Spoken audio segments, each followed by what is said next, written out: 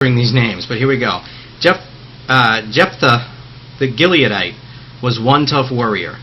He was the son of a whore. That's why I was laughing. But Gilead was his father. Meanwhile, Gilead's legal wife had given him other sons, and when they grew up, his wife's sons threw Jephthah out. They told him, "You're not getting any of our family inheritance. You're the son of another woman." So Jephthah fled his brothers, and went to live in the land of Tob. Some riffraff joined him and went around with him. Some time passed, and then the Ammonites started fighting Israel. With the Ammonites at war with him, the elders of Gilead went to Jephthah from the land of Tob. This almost sounds like a limerick. They said to Jephthah, "Come, be our general, and we'll fight the Ammonites." But Jephthah said to the elders of Gilead, "But you hate me. You kicked me out of my family home.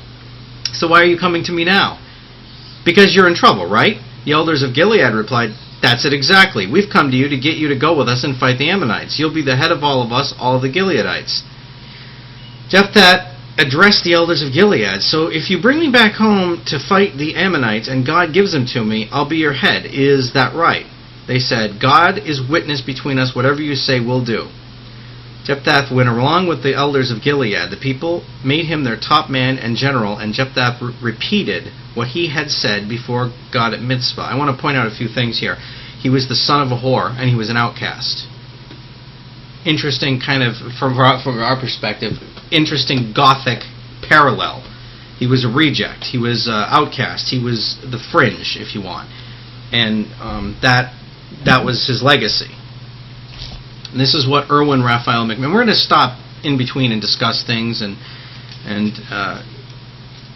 go through this. That's why we're doing this step by step. And it's not a big book, but we'll see what happens.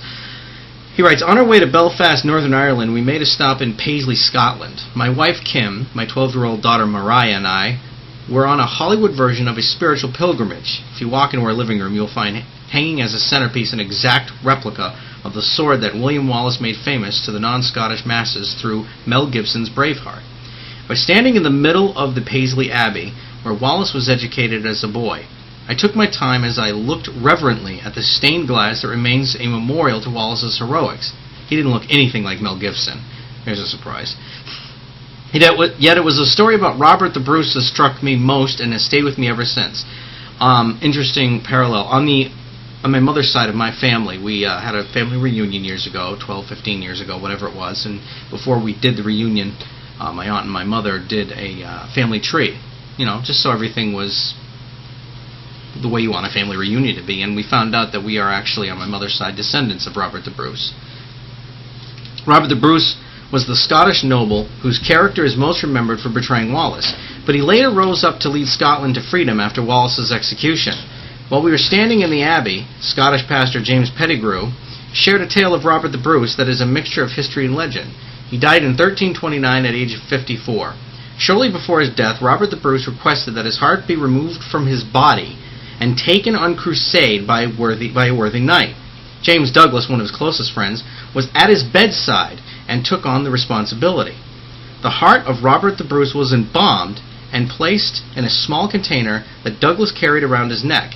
In every battle that Douglas fought, he literally carried the heart of his king pressed against his chest. That's insane. Awesome, but insane. In early spring of 1330, Douglas sailed from Scotland to Granada, Spain, and engaged in a campaign against Moors. It was an ill-fated battle. Douglas found himself surrounded, and in a situation death was both certain and imminent. In that moment, Douglas reached for the heart strapped around his neck, flung the heart into the enemy's midst, and cried out, "Fight for the heart of your king." One historian quoted Douglas as saying, "Forward, brave heart, as ever thou wont do, and Douglas will follow his king's heart or die." The motto of the Douglas clan, to which the present Duke belongs, is, even to this day, simply forward. So the premise is that this guy was the most savage of warriors. And his heart was for his king. So you can kind of see the parallel that they're drawing here between the story of Robert the Bruce, Douglas, and Jesus Christ and his church. Although anyone who understands the heart of God knows that the Crusades were a tragic lesson in missing the point, the power of the story awakens within me a primal longing that I am convinced waits to be unleashed within everyone who is a follower of Jesus Christ. To belong to God is to belong to His heart. If we have responded to the call of Jesus to leave everything and follow Him, then there is a voice within us crying out, "Fight for the heart of your King." Some of us is very muffled, though. Yet Christianity over the past 2,000 years has moved from a tribe of renegades to a religion of conformists. As the great Tom Harvey would say, if you can't say amen, say ouch. I owe him a dime. Make a note of that, will you? Or is it a quarter? I don't know. He'll tell me. Those who choose to follow Jesus become participants in an insurrection. To claim we believe is simply not enough. The call of Jesus is one that demands action. Jesus began His public ministry with a simple invitation. Come, follow me. You can see this too. There's a book called Why Men Hate Going to Church. And it suggests that because it's so civilized and because it's so formal, that for many men, many churches feel more like going to a hair salon than going to make battle plans. And it's true. I mean, look around your local church. See how many pastel colors you see. See how many flowers and plants. It's not a place a guy would go and build his man cave, quite honestly. His closing instructions to His disciples can be summarized in one word: go. A quick survey of the modern church would lead you to believe His invitation was come and listen, and His closing mandate would be summarized in the one word, no. The tribe of Jesus above all people should rightly carry the banner forward. That's a stark contrast to a lot of literature that's been floating around the last few years that suggests passivity rather than, fists clenched, ready to conquer territory. Which I think, where I'm at, I mean, what about you? I mean, do you want to see God as something that just wants you to listen to a college professor give a speech, or that wants you to use your unique talents and giftings to help conquer territory? Yeah, use my talents. I think most people would.